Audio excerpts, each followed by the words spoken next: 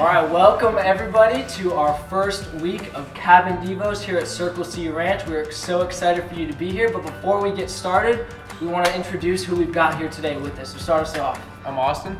I'm Courtney. I'm Reese.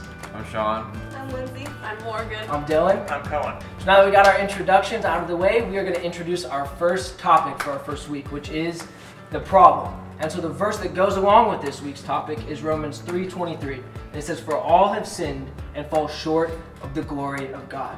So the first question that we have regarding the problem is, what is sin? And to answer this question, Sean's going to start us off.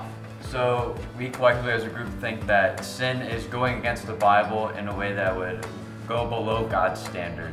And sinning would be like doing something wrong, or like being convicted that you did something wrong in God's standards. So next question, how do we identify sin? I would say the only way to accurately identify sin is to look at the Bible, because the Bible gives us clear answers about what is sin and what is not sin. And you can only know when something is crooked if you know what is straight.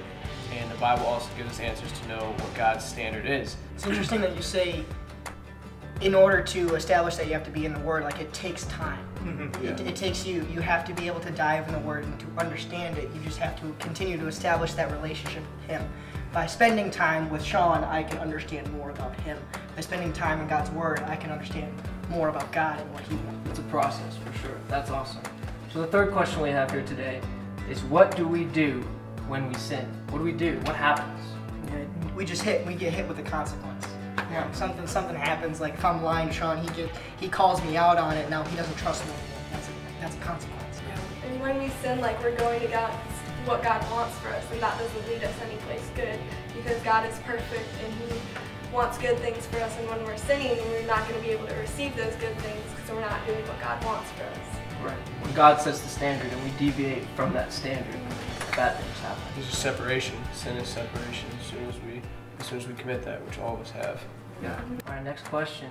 We have, how do we deal with temptation? We all experience it. So what do we do when it comes? The first thing to do is identify it. That's the first step. I think the most important part is like setting up a battle plan. Yeah. Like, you know what you're tempted with, and like setting up like learning verses that you know can fight that for you, and setting up like accountability partners. And what is an accountability partner? What does that look like? yeah, so like having an accountability partner, for me, like I could choose Lindsay, and I could be like, Lindsay, I struggle with this sin. And then whenever I feel tempted with it, I can come to her and be like, text her or call her and be like, Lindsay, please pray for me right now. I definitely think also like talking about it, like talking to like people that are really deep in the Word or really close with God to be able to help you with the things, because they might know about it as well as you, like how hard it is to go through these things.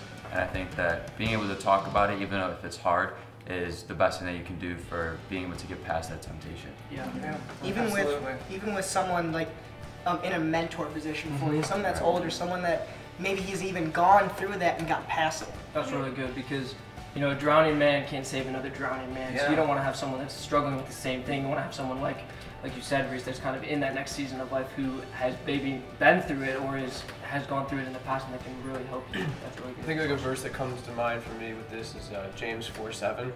It says, "Submit yourselves therefore unto God, and resist the devil, and he will flee from you."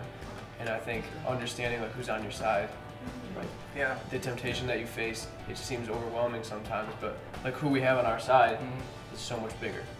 Yeah, absolutely. So what has sin done to your life? I like how the questions that actually asked as well, because I think so often, like when we sin, we think it affects just one part of our lives. You know what I mean? But it's this thing, it blurs everything. You don't realize it's affecting every part of what you're doing. You know, when it's a sin, it's not just one place. It so often becomes a lifestyle, and so from that, truth gets blurred, everything gets blurred. Not only does it like hurt yourself, but it hurts like the other people around you. Sin doesn't just affect yourself, it affects everybody. It'll ultimately bring you closer to God because you realize how much you need Him. If you handle it in the right way, for sure. It starts out so small, it's just with little decisions, and it doesn't seem, you're like, oh, it's not a big deal, it's just this, it's just that. But over time, you've compromised so much that you've gotten so far from God, so far from what He wanted for you, and you don't see it over time, and that's why it's so important to recognize. That's really good. So to wrap this all up, we've talked a lot about sin, we've talked a lot about its effects and what it looks like, but now for our final question, what difference should this make in our life? Application, a takeaway. What do you think, all that we've talked about, how do you think it affects our lives moving forward? I think we should be a lot more cautious. Like, you know, like sin isn't just something bad that we do. It's dangerous, and it's the one thing that's separated all of mankind from like the God that created us. Yeah. No doubt, every single one of us is going to sin. It's not a whether or not you sin or you don't. You do, you will, it's gonna happen. So I think where it really comes in is what you do after that, how you deal with it, how you handle it, what battle plans you set up, how you choose to react to the decisions that we all are going to make. I think that's what's super big here, is how you choose to react to the decisions that are inevitable. Like, we gotta recognize sin by diving into God's Word, and then we know that we can do something about it. We don't just have to be like disgusted with ourselves and just let it sit there. That's awesome. Thank you. Well, thank you guys so much for sharing. Thank you guys for tuning in to our first week of Cabin Devos. Make sure you are subscribed to this channel and every other single channel that has to do with Camp in a Box so that you don't miss anything, and be back for week 2. We are excited for that as well. See you guys later.